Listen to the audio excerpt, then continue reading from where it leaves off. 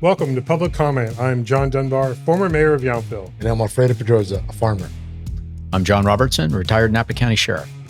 Thanks for joining us as we talk about politics, people, and whatever else is on John's mind. But how does that impact the men and women that put on a uniform when you see these kind of social movements? How do you anticipate what's next? You've got 16 fires burning in different areas all at once. Kind of premise of community policing. We're a community. We stay together. We work as a team. So, Alfredo, here we are back on the porch for our disclosures for this episode, where we're going to highlight some of the things that have been happening in the Valley or things we've attended. I know one that I'm still trying to recover from was going to see the 50th anniversary 3D screening of Jaws. I still can't swim in open water thanks to that original screening, but it was entertaining, I'll just say that. I hope you had a better experience since we last sat here. I don't know if you want me to respond to that or just move on about you not swimming in open water. So I'm just going to move on. And I've got a swimming pool at home. At least I can still swim there. Thank Jesus for you. I will tell you, John, I'm having a hard time with this heat. It is hot, 3 days of heat. I'm a farmer now. I was out there making sure my vineyards are irrigated, this morning. That's why I'm wearing a short sleeve shirt today, because I was out in the vineyards. And I'll tell you. It's a lot of skin for you right now. I know, it's very weird. But look, it's fun. I went with my kid this morning too to, get some grape samples because we're looking at the brick to see if they're ready. And it's fun to be able to do that and have my kid do it. But we also had soccer a couple of weeks ago, and we've been traveling. And I will say what's new is the Napa Valley College, and I want to give them a shout out because in a time when no one can figure it out, and people just love to talk and hear themselves talk about what they want to do, Napa Valley College is opening up the field for sports. And not just soccer, by the way. I don't want anyone to think I'm just promoting soccer, but I am. But football's out there, and cheerleading's out there. And you go up to the college and you see this beautiful scene of parents there, kids there, as it should be. So let's give the college a congratulations for doing the right thing. They could have said no like everyone else, or they could have just sat on their hands like everyone else, but they didn't, and they deserve a good, acknowledgement for that. I want to acknowledge also the Napa Valley Expo, because it again has become the host site for the CAL FIRE incident response for the Pickett fire, and it's amazing watching. We had a board of directors meeting 2 days, the second day that they were on the property. And it's amazing how quickly they're able to build a village on that property. And they have all the services that are needed to support nearly 3,000 firefighters and all the equipment that's brought in to fight. Almost 7,000 acres is still a large and impactful wildfire. But how CAL FIRE is able to work with Napa County Fire, work with the Napa Expo, which is a state facility, but to stand up all those resources in a matter of less than a full day to then support all the firefighters going out on the front lines. It's an amazing thing to watch, and we're so thankful that we can do that. And I don't want my comments to seem like I'm not thankful, because I am, but also we have practice at it, John, and they should do that. They should know how to build it quickly and efficiently. And they're also getting paid a lot of money from county government to do that. And so you got to do that. And again, I'm not trying to diminish the important work they do, right? Or the partnership with the Expo, the Fairgrounds Board. What I hope though, John, and what I'm looking for is how do we fight fire smarter, right? You look at drone capabilities, you look at different technologies being out there. I hope that we're embracing that as well, right? And there's more of, it's a new world. Right, there was AI, and you went to a conference around that. So yes, the manpower is phenomenal, and we should be thankful for the men and women that put on a uniform, right? They're doing things we're not. They're running into a fire when we're trying to evacuate. Well, and you're talking about the heat for working as a farmer. Hey, just imagine. Don't diminish my work. But I'm saying, imagine how hard it is to be fighting those fires out there. Agree. In the same kind of heat. So, I agree with you, but let's also work smarter. Let's find different tools to make sure that we're equipping the men and women with the best technology. We're freaking California, for crying out loud. Like, we should be on the front end of new technology. Well, and we've learned a lot. And Great. just even since 2017, we've seen a lot of improvement. But we're also going to be learning a lot about how law enforcement is involved in that kind of emergency response. I know that we have a very smart guest in that space who's lived and worked more than 30 years in law enforcement. So let's go in and have a chat. All right, let's do it. Cheers. Alfredo, it kind of feels like a reunion here. We have our former sheriff and still very good friend, John Robertson, joining us. I'm excited for John. 2 Johns. That's right. But welcome, and great to have you here, and we're looking forward to having a conversation. Great. Great to be back. Maybe we start with a little bit of your career history. Just give us a little context of how many years you were working for Napa County Sheriff's Office and what brought you to Napa Valley in the first place, and then we'll get into some of the stuff that we've a lot of topics, John. I know we've gone through a lot Right. together, actually. So, All right. I started in the city of San Mateo as a police officer and worked there for 10 years. I wanted to kind of a change of life. And so I moved to Napa County and began with the Napa County Sheriff's Office. And I spent over 30 years there and 10 years as being the sheriff. But you went through a lot, though, John, as your time in the sheriff's.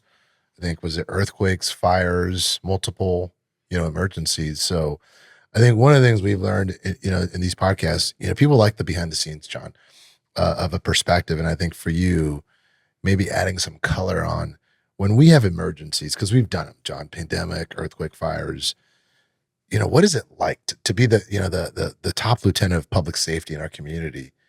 There's so much responsibility, but like, how is it like to bring people together in a time like that? Well, you're right. We have been through a lot.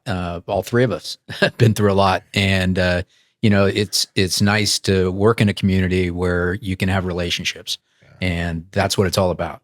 It's about being a team. And we have been through floods, fires, earthquakes, hostage situation, major crimes, just all kinds of tragedies and things like that. But one thing remains consistent. We're a community. We stay together. We work as a team. And I'm going to commend John for one thing in particular is you were never somebody looking for the spotlight. You could have, because you were in such a high profile. We've seen examples of that. Well, yeah, absolutely. I mean, there are some people that have egos that are before service. You were never that person. Still aren't. And there were times when you just knew how to manage all the different resources that came together, but you didn't have to be in the center of the group, on the microphone talking to people. You would give, incident command updates, whatever you had to do as sheriff, but you really led in a powerful but quiet way. And I think everyone that worked with you and were partnering with you really appreciated that. I know I did. I'm sure you did. Well, I can tell you, during these emergencies, like everyone's blood starts going. And we're like, especially politicians, we're like, just go, go, go. And there's this like calming nature about you, John. It's like, things are going to be okay. Just relax, chill out. And that's not easy to do with elected officials, but I think you had a way of doing it. And then just being in the boardroom with you, it's like, you're always in the corner. You're always in the back, right? And I think that was intentional, though. I think that was part of the culture. So I think another thing to talk about is, public safety has gone through a lot, John, in terms of how the community looks at public safety, the men and women that wear a uniform. How has it been for you, right, during your 35, over 30 years of service? How did that change, and what have you seen evolve since then? Wow. Obviously starting a career in law enforcement, it begins, for me, it began as a teenager, and it just transitioned after college to be a police officer working for a city. And then coming here, what I realized here, I think, more than anywhere else, was that it was important in this community because it's predominantly a rural community, what the sheriff covers. And it's building relationships, and it's building relationships from the back of the room. It's being there, being a person of value for the people that have to respond, especially in cases of emergencies. And like you said, we've all been through a lot of those. I know right now, because we're going to be publishing this while hopefully the picket fire is wrapping up with near or full containment, and then there are going to be the side effects of that. It's, if the fire's out, that doesn't mean everything's back to normal. Can you give us a little of that perspective about what's happening during the incident and how many different agencies you're juggling as the sheriff, but then also when evacuation zones maybe aren't open as quickly as some people want, why is that? Or what are those things that, like, I remember as mayor learning about how many copies of things you had to submit to FEMA to get cost recovery and repair done. Those are the things You sound like the auditor controller right now, well, John. not really. I'm not going to bring up the general plan at least. Oh, you shouldn't do that. But,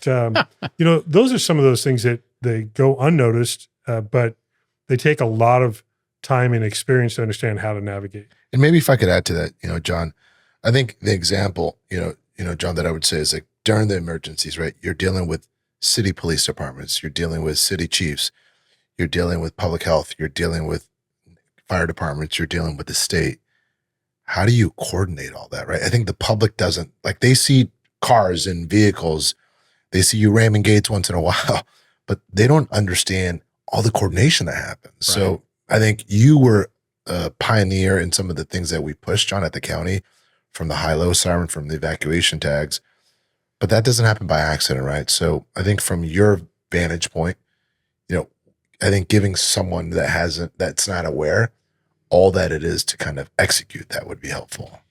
As I said before, building the team has to happen before your emergency. You've said that before. So that when that helicopter lands coming in from Sacramento or the federal government, that with a handshake, the person you're dealing with. They know you by first name, you know them. They're prepared to work with you. It's not, okay, brief me. It's they get out and say, what do you need? Remember Mark from OES. Yeah. We were fortunate to work with a team during our emergencies. First off, I have to say that the men and women at the sheriff's office, that's where your team starts. And fortunately for a sheriff, you have an undersheriff, and that undersheriff coordinates a tremendous amount of things that happen operationally, that frees up the sheriff to build on those relationships and work with all those other agencies. And quite honestly, sometimes it's just keeping politicians out of their hair. Yeah. But you did it so gently. Hold on. I thought you were genuinely wanting to give me a tour. Wait for me in this room. Yeah. There you go. So, you're working with allied agencies, you're working with supporting agencies, other counties that lend labor. We had 18 agencies respond to assist us on our first major fire. 18 agencies. 18 agencies. And that was a year after we just got finished helping out Lake County with their major fire with the Calistoga Fairgrounds, where we supported them. We ran our patrol deputies, went up there and worked probably in violation of some labor laws because they were just putting in 24 hours and they would sleep in their cars and everything else. But the community was an emergency. And the community needed them to do that and perform that way. We don't have a lot of police officers that patrol our streets. It's not, and to get those people, their level of commitment is incredible. It's absolutely incredible. And also the community. What we saw, what we've seen, whether it's the earthquake or fires or other emergencies, we see a community that comes together. We see restaurants feeding people. We see people lending their hotel rooms and things like that to visiting agencies that are helping us out. It's just incredible the amount of support you can get for a community. And quite honestly, the crime rate just drops to nothing. Yeah. I have an image. I watched a homeless person, unhoused person. You don't need to be politically correct. I watched a homeless person walking down First Street after our earthquake, and some windows had broken, and there was retail product out on the sidewalk. He picked up the product and put it back in the store, and then continued to wrap himself in a blanket and continue to walk down the It's a street. beautiful thing. It is amazing. That it is incredible. What a community when it comes together does, and what a team does. But you're dealing with the Office of Emergency Services at the state level. You're dealing with FEMA. You're dealing with the governor's office. You're dealing with Office of Emergency Services at the local level. At the time, Office of Emergency Services is run by the county. It's not run by the sheriff like it is in some other counties. And so you have to be clicking on all fronts. Then you have the media, and quite honestly, you have politicians, and you have supervisors, council members that are answering to their constituency. They want to know, hey, is my home still there? And we've evacuated people. Yeah, that's where social media was at its worst, where everybody wanted to be the first to announce something. Politicians included, to be fair. But yes, absolutely. Sometimes it was politicians, but it was also members of the public that just wanted to be that person that had the new information. So many times when I was mayor in Yountville, that was wrong information. And then you have that post and people are freaking out. They're like, are we supposed to evacuate? And there was an educational process that had to really play out with you and the other public health and safety leaders of listen to us, please. Don't react to the first thing you see on social media. It can be a very valuable tool to get information out, no question, but it also gets very complicated very quickly when you have the disinformation. Most of the people were not intentionally being difficult, I don't think. Somewhere. But, that just adds a layer of complexity when it's like, I've got so many spinning plates I'm dealing with already. Like, really? Now it's that? Because working with federal, state, and in some cases regional, but also local partners, you have different processes, you have different language sometimes. Mm-hmm. I know that we've learned a lot about how mapping had to improve so people out of the area with mutual aid could understand where was the fire they were being sent to. When you don't have street signs and working street lights, how can they find an address or things like that? And now you've got things like what we're seeing with Napa Firewise and helping residents, especially in the rural areas, unincorporated areas in particular, be better prepared. But also, I'm sure this played out with the Picket Fire, having some of those new programs in place with defensible space, with illuminated street signs, address signs, that I'm sure helped this firefight. And we didn't have that really in some of those early days of disasters. So, but maybe I think that's a good segue, John, to talk about, so a lot of times, John, people think that, there's a rule book or, a playbook of what we do. And the fact is it's leaning into the relationships, I think, as you've said. But I think we've also learned from this, right? The 2019 was different than 2017. And you've been, the idea behind some of these new initiatives, high-low sirens, emergency tags, so evacuation tags. So can you talk with us about, so say there's an incident that happens. What happens after that, right? How do we try to do the hot wash, or how do we learn from it? How did you come up with these ideas to try to be better as a community, right? It wasn't about Robertson's ideas. It was about, let's make this better for everyone, right? Absolutely. Yeah. So after the fires, actually even during the fires, we're always trying to think of a better way to do things.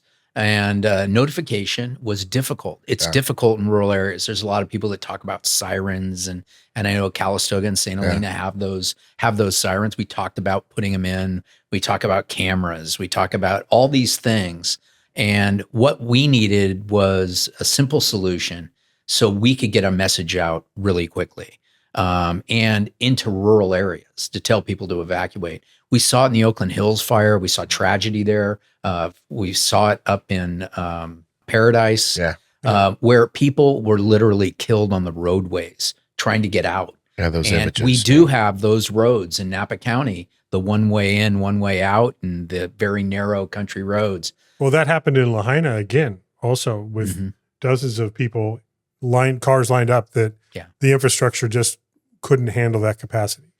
We also have people that, they've been through it before. They're experienced, as they say, and they refuse to leave. And then they change their mind. We saw it in Yountville a lot of times with flooding, John, where they said, where we actually had to send dump trucks in through the mobile home, the mobile estates, and evacuate people after they said, "Oh no, we've been through this." That was pre-flood wall, by the way. But you come up with solutions. Whether it's a flood wall, whether it's the Napa River project to prevent downtown Napa, but you try to come up with pragmatic solutions to problems. And so we came up with instituting the high-low siren. It got very political. So what's that? Just so someone that's watching, they may not know. It's a European siren. Okay. I'm not going to demonstrate it for you as you asked me to do in front of the Board of Supervisors. But it's a European-based siren. It's a high-low tone, and it was not welcomed by the California Highway Patrol, who regulates that. And we actually had to use our local senator, Senator Dodd, and did a great job for that. Yeah. Absolutely. And we went for several hearings with CHP and a roundtable with them, and they said it wouldn't work. And we think otherwise. And now that high-low siren is an evacuation siren, high-low time to go. Statewide?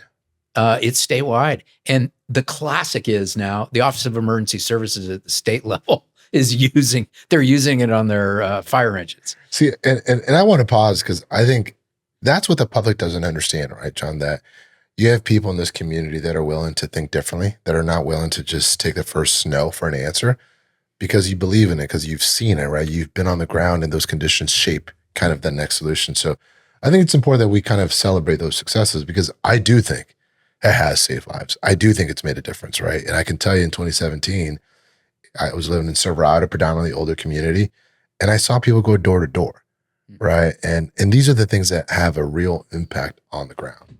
We saw it in Yountville too with people going through neighborhoods because we have a senior population. Yountville has a senior population predominantly. I didn't know that. And so not everybody, I mean, frankly, in 17, cell phones weren't working anyway. I mean, when you lose, 15 or so towers and cell service basically was non-existent up Valley, especially. And not everybody has phones. Some people are dealing with medical devices that aren't operating because power's out. How are you responding? All of a sudden now that's part of the emergency response is protecting people's lives. Then you've got potential evacuations of properties like the veterans home and other like senior living, especially, that you have to plan for in case of. And then when you've got 16 fires burning in different areas all at once with massive windstorms, how do you anticipate what's next? Right. And the fact that you were able to coordinate as well as you were is, it was truly life-saving. Well, he had a great board of supervisors, John, that had his back. I'm sure that's the first thing that came to the sheriff's mind. But even like you brought up before about the local jurisdictions, I'm not picking on anybody, but fire chiefs, city fire maybe isn't used to having to listen to state fire or city chiefs, police chiefs, and you as a sheriff, wait a minute, I'm responsible for the city. Well, we're all responsible for that kind of stuff. That might be a question to ask John a little bit. I think you're kind of flirting with a very important topic that we should talk about. But before we do that, you want him to name names? No. I'm talking about, there's a lot of services into the public, right? Who we pay taxes, and it's how do you make sure that we're using our tax dollars wisely and you're not compromising service. And I think service delivery, we talked about consolidation and other, nonprofits. So I think that's something to talk with John about. But, John, I do have a question for you. Not that I want to use the word defund, but, I was a young council member when, these movements were happening. right? And I got educated very quick around public safety and what it meant to have a stable force of law enforcement. Not that you were militarizing X or that you weren't, but the value of having, good leadership and a good culture. And it was this kind of premise of community policing, neighborhood policing. And I think Napa was able to rise above it. We responded to some of the concerns of what the defund movement was trying to achieve. But how does that impact the men and women that put on a uniform when you see these kind of social movements, these social swings, right or left, right? You've worn a uniform for a long time. So what does that do to the men and women wearing a uniform? Well, it's a very difficult time. It was a very difficult time, and it continues to be a very difficult time for law enforcement and for getting people that want to commit themselves or commit to serving a community and do it with constitutionally and do the right things and get the right people hired. It used to be you'd go to a employment test and there'd be 600 to 800 people in a gymnasium taking the written test and 200 at the physical agility. And now you're lucky if you come out of these tests with 30 or 40 people and maybe 8 show up at the physical agility and then somebody no shows. Wow. It's a whole different arena. And I understand it's even affecting the fire service at this point, but the level of commitment, we're just not seeing it. And so we're trying to create a culture that's welcoming, and we do have to change with the times also. Well, I moved to Yountville in 1998, and that was the first time I had experienced having a sheriff's department managing law enforcement. My oldest brother, 25 or so years in Oakland Police Department. So law enforcement was his life from being an explorer in Oakland in the early days. This is your brother, Peter? Yeah. And then he was the chief of police out in Pleasant Hill the last several years of his career. So we had a lot of law enforcement It's never too late, awareness. Yeah. Just my eyesight. That's the only reason.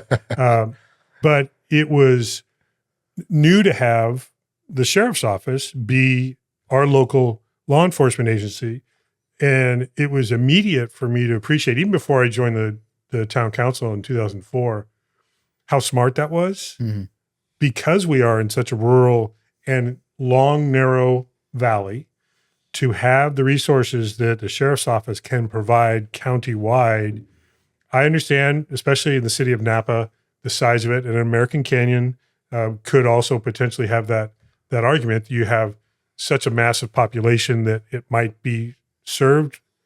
I don't want to say better because I don't believe that. I believe that there could be more coordination with the sheriff's office, especially up valley and already in all the unincorporated areas.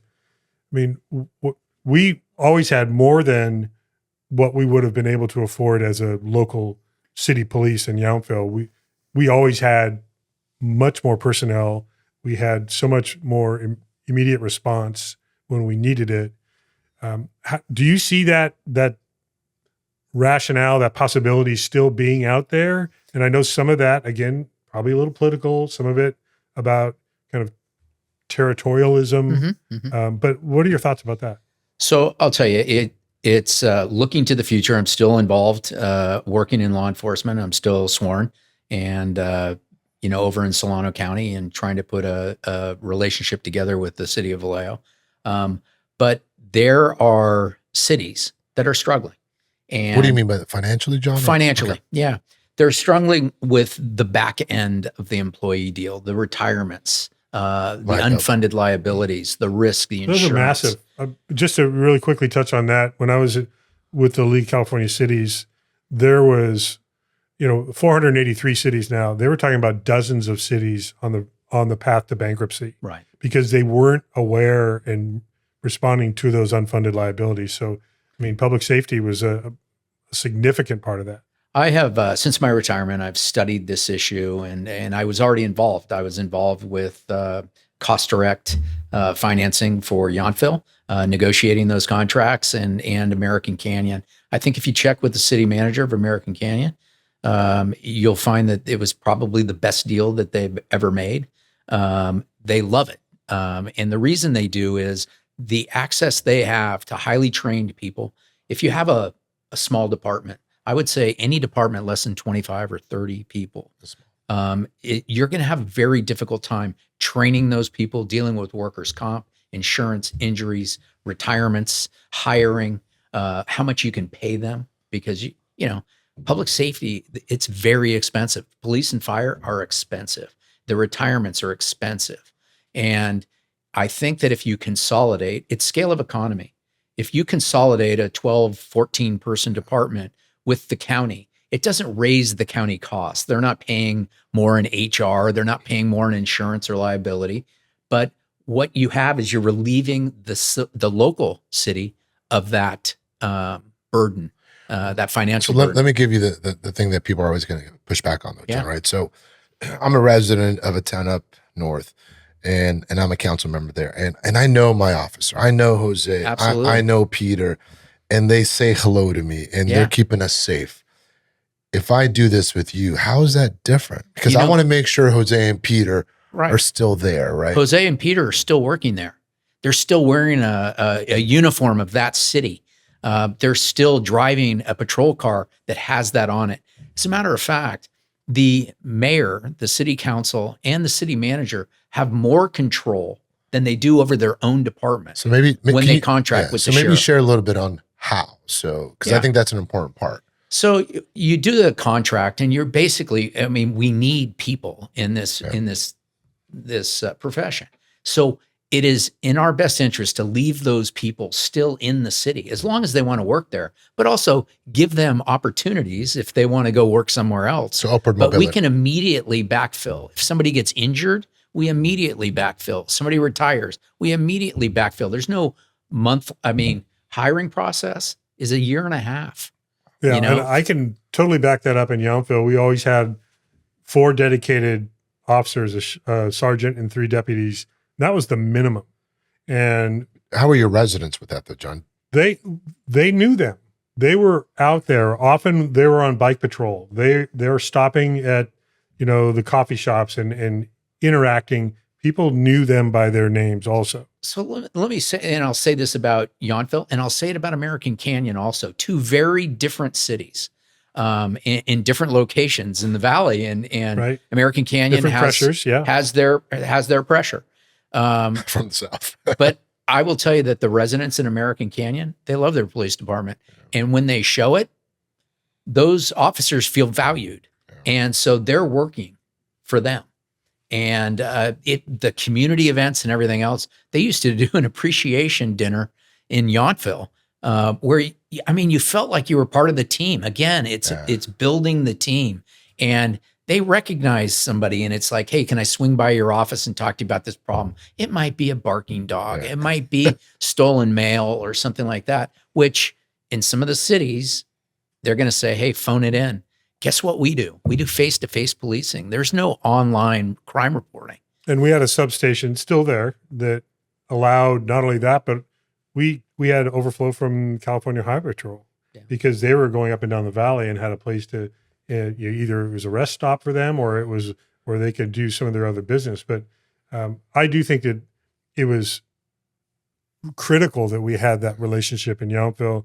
Same with having Cal Fire and Napa County Fire being our fire service and mostly medical response.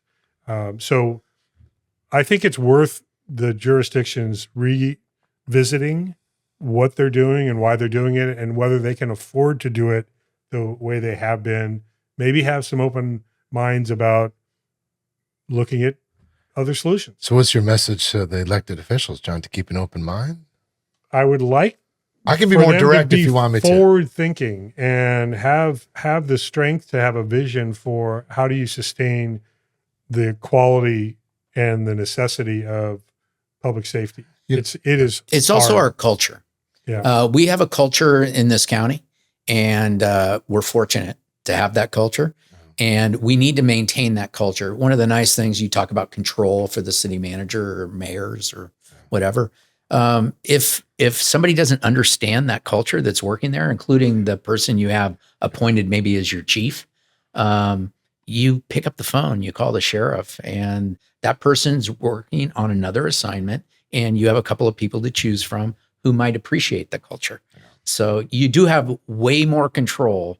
You're not dealing with separation agreements and payments. And I want to say, I thought John sounded almost like a politician right there. No, he was good. Look, I will say this, right? Because so gentle. You've done it with Yountville, and he did it when he was a sheriff, right? I look at it, to me, speaking directly to the elected officials, I get it, right? Like, you want to control. You want to say you have your own chief. But I think in terms of looking forward to your point, John, and how do you have financial discipline so you can keep paving your roads and keep having good services, you have to be smart with your resources, no different than our household budgets. And for those elected officials that are fortunate to lead this county and cities and town now, is like, you have to keep an open mind. Doesn't mean the answer is yes, but keep an open mind to understand what it means to your constituents and your residents, right? So, one of the questions I want to ask John, because I think we're hitting on time, I remember the first bottle rock, and we're walking over that bridge, and I see your men and women on the rooftop, I'm like, what the hell's going on, right? But it was this concept of, here's Napa Valley keeping Napa safe for 40,000 people, right? That were at Bottle Rock the first year. And we haven't touched on that, but Napa does events, whether it's the golf tournament that John loves or the music festivals. What is it like to provide public safety for those type of events? We have, and we have visits from dignitaries all the time. The nice thing about Napa is, again, working from the back of the room, we keep it quiet. And I would tease him because I never knew ahead of time who was coming to Yountville. You shouldn't. I thought, you can tell the mayor, No. and he wouldn't. I'm still a little bitter about that. I knew. I'm supposed to have advanced warning. No, but I respect the fact that, confidentiality, not only for things that are legally sensitive, but also this valley does confidential and does respect privacy really well. And your entire team, and I know that it's still happening under Sheriff Ortiz, that is part of that culture you were just talking about. It's just flat out respect, actually. In our bigger events, you'll see uniforms at those bigger events. And then you'll also see plainclothes people. You won't see. But at whether it's Staglin Mental Health celebration or the music festival, or whether it's the barrel auction now, used to be the wine auction. I spent, 14 years standing there just making sure that everybody had a good time and that people got home safely. Yeah. And so they would return the next year and spend money on wine. No. But we have that ability to, and it comes with our tourism and everything else. Our deputies here their priority is not traffic enforcement.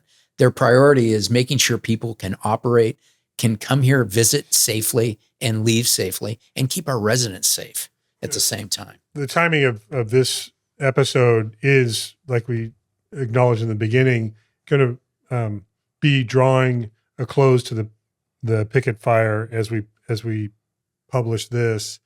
And I know that many of the personnel with the sheriff's office have joined with CAL FIRE, Napa County Fire, and a lot of state resources.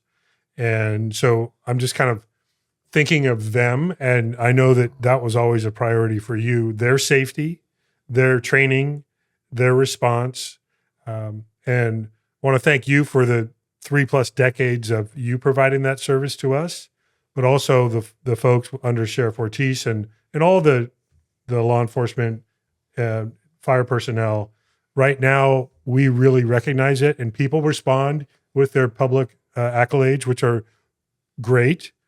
But we need to remember in a few weeks' time or a month's time, when that fire's gone, and hopefully there isn't another, that every day we have that culture, we have that commitment, we have that safety. It's very political. Yeah. I didn't even write that down. You're very good. And I'll say this, John, I was at Pete's Coffee the other day because I go to my coffee, and I had my 2 kids, and there's some officers there, and they call them over and they give them a sticker.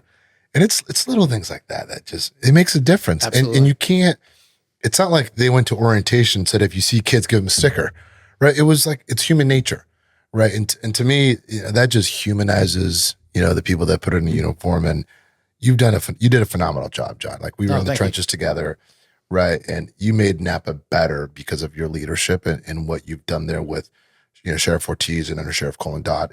They're good people, and there's more good people behind them, Absolutely. right? And I think we're fortunate, John, that, we could, like we talk, right? We're all retired, or not retired, but we're no longer electeds, but we still talk to each other. And I think people lose sight of that there's still relationships, right? Because we were in the trenches together and we developed this affinity for one another. Absolutely. And here we are again.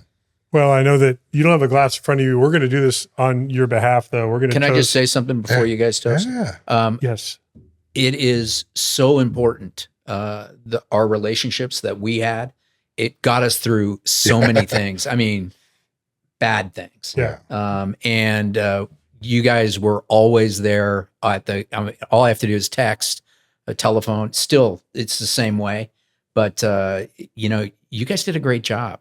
And I hope that our electeds, our councils, and our supervisors never lose focus to the fact that it takes a team. Yeah. There's no one individual that's responsible for this. And you guys were part of it.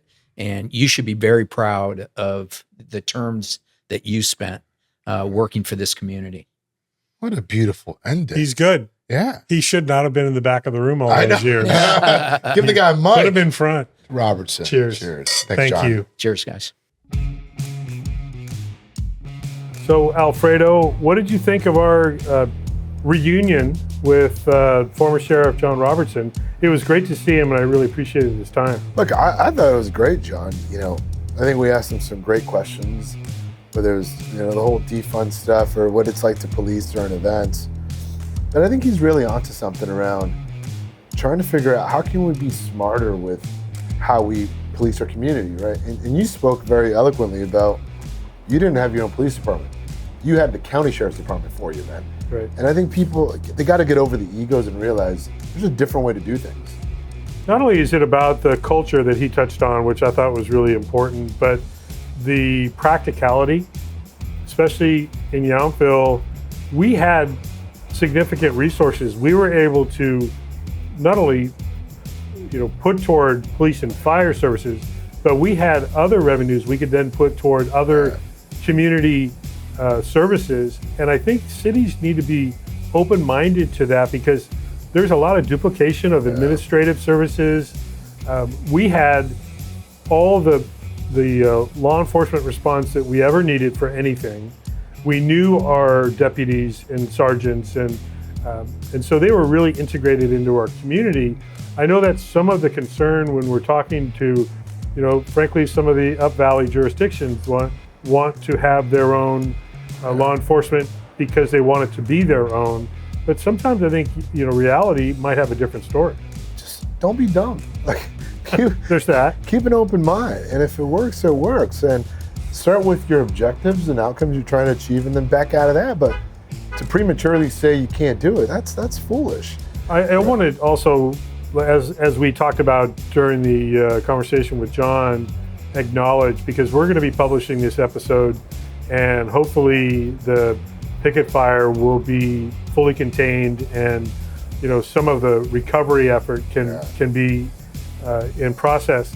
It takes time to recover, even though there were not homes lost. I heard one home and 4 other structures that were potentially lost, but there is a recovery time with infrastructure, with street signs, with lights on some of these rural roads, that there needs to be some patience and understanding that this fire is still very impactful.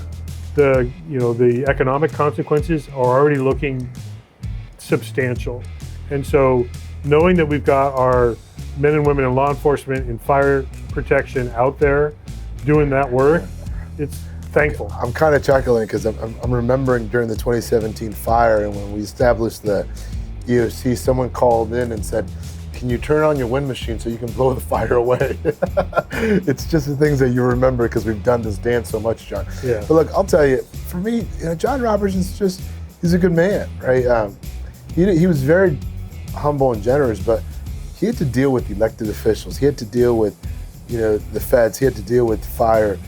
And that takes a certain type of individual to remain calm, right? Because think about it, like, we're responding from our constituents, all these requests, our texts are blowing up, and here's this calming person, right? And you need people like that, right? And he doesn't get enough praise for what he did. Napa is a better community because of him.